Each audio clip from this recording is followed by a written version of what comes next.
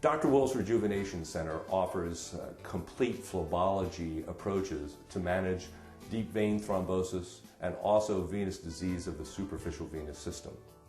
The differences are that we perform the ultrasound here in our office, and it's different than a hospital ultrasound where the focus is deep vein thrombosis and not the management of the superficial venous system.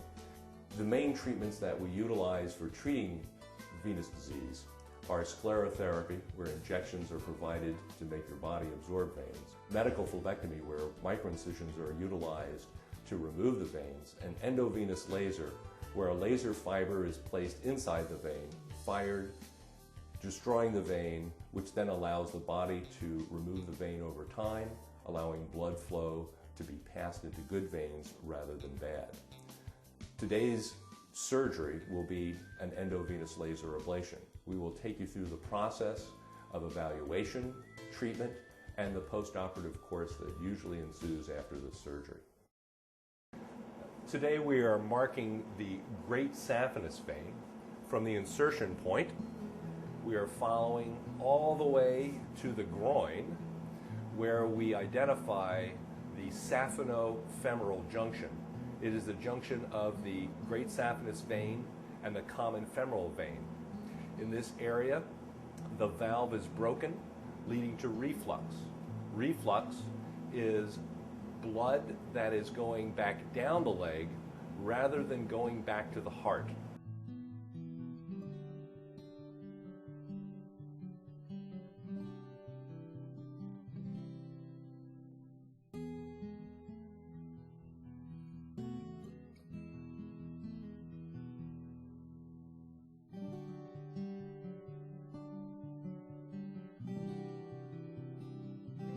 The first step in the procedure is to inject a local anesthetic in the area of the access. We inject just underneath the skin, superficially.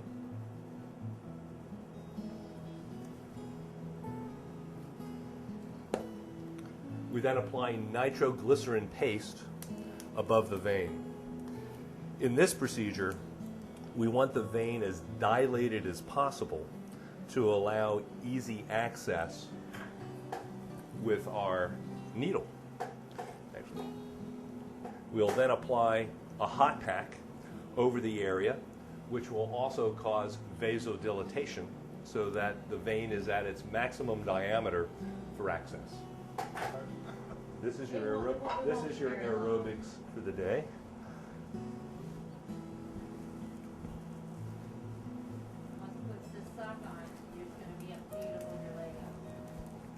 It won't be long. Ready?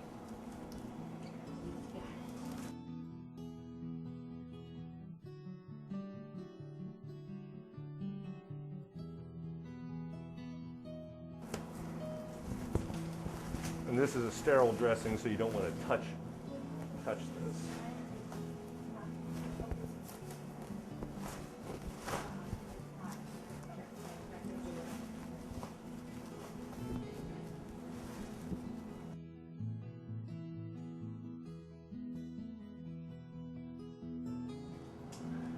All right, this is the great saphenous vein in longitudinal view.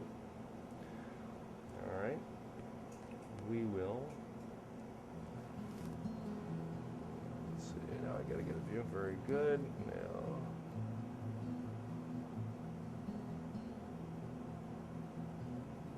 You're in. all right, the needle is now in the vein. We'll then remove, and the guide wire is then placed into the great saphenous vein, and it threads very, very easily. That lets us know that we're where we're at, and we confirm that with ultrasound. Now we can see a vein with a bright, shiny object in it, and that object is our guide wire. So we have confirmed that everything is in the correct location. A small skin incision is made to allow the catheter to go smoothly through the skin. And it's done through the area that we've anesthetized.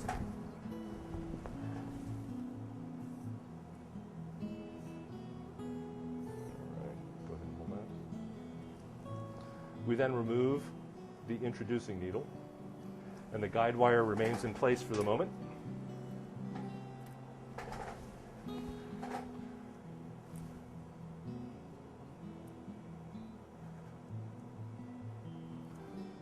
The guide wire is then placed into the catheter. Come out the end. Thank you, Heather. And we will advance the catheter over the guide wire. Confirm that we're in the vein, and then the guide wire is removed. Put this on this so we don't see blood coming out.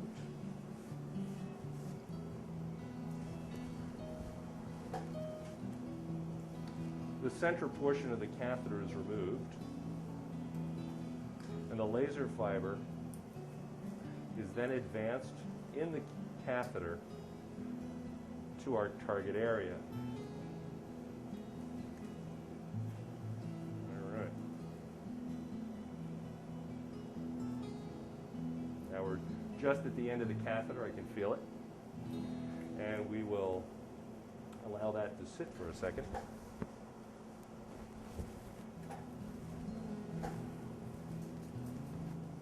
The next stage of the surgery is to provide skin bleb, B-L-E-B, little raised areas of anesthesia on the skin. It's a buffered solution, decreases the stinginess of the lidocaine. By applying this to the skin, it gives us a painless access site for a larger needle to apply the tumescent fluid, which will surround the vein, compress it, so that the laser fiber is in full contact with the vein wall.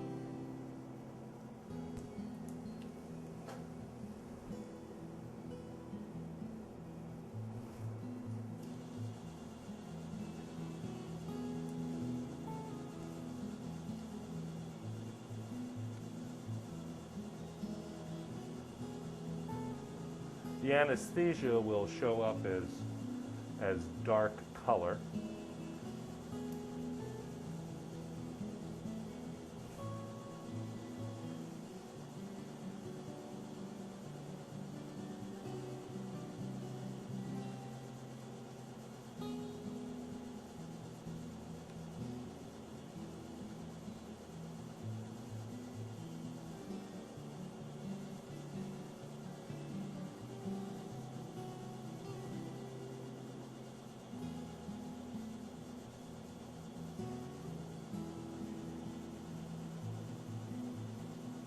We're now getting close to the saphenofemoral junction.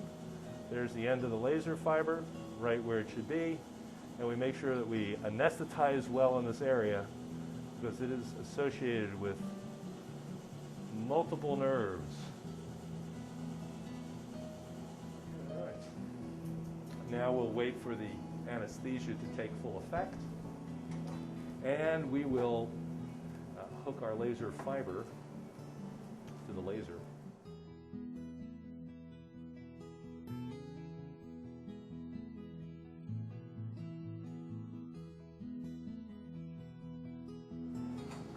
You can see the carrier frequency coming out as red at the end of the laser fiber. I'll be holding the fiber in the catheter, and I will be removing it slowly from the vein as I fire the laser. You'll hear a buzz in the background, and that's the sound that the laser is activated. If you see a red light, the red light is not the active laser, but an inactive laser beam that allows you to see where the end of the laser is located. So we've already done a test of the placement, and we have made sure that the patient is not feeling anything, which is obviously highly important. We'll now fire and remove. So it's a continuous, slow removal. So we just continue nice and slow.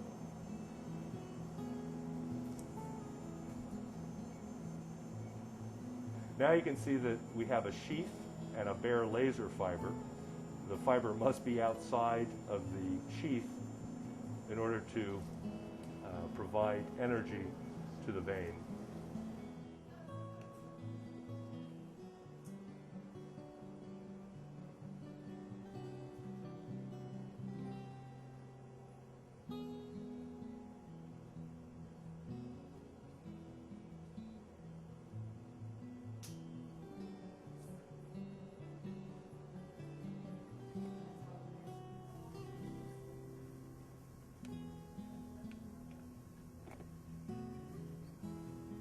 We provide some additional compression right over the insertion site so it hits a high pressure and drives the blood into the deep system and then back to the heart.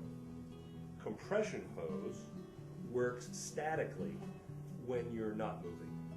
So the combination of a short stretch wrap and compression hose will both actively and passively decrease the pressure within the superficial venous system and allow the vein to stay closed.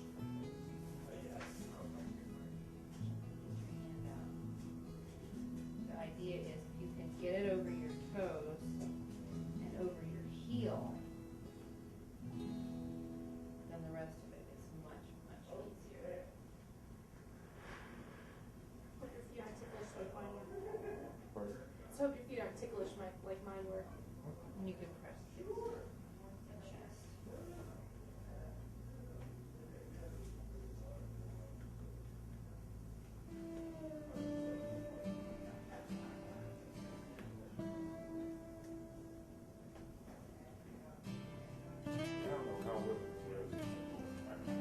Well, they're not all that bad. Just kind of. I'm a support hose. The trick is to put this on without rolling up the dressing. So it's nice and smooth.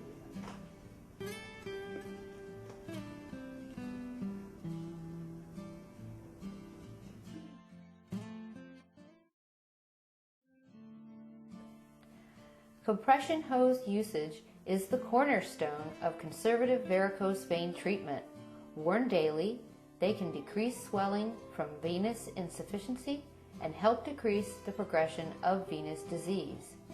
They are also utilized in the treatment of varicose vein disease, whether it is sclerotherapy, phlebectomy, or endovenous laser ablation. The correct application of hose is an important skill for the patient to learn in order to have the full benefit of the phlebology experience.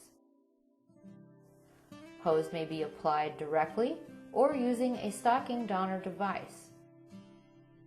We are providing this video to help you achieve the goal of easy hose application so that you may be successful in treating your venous disease.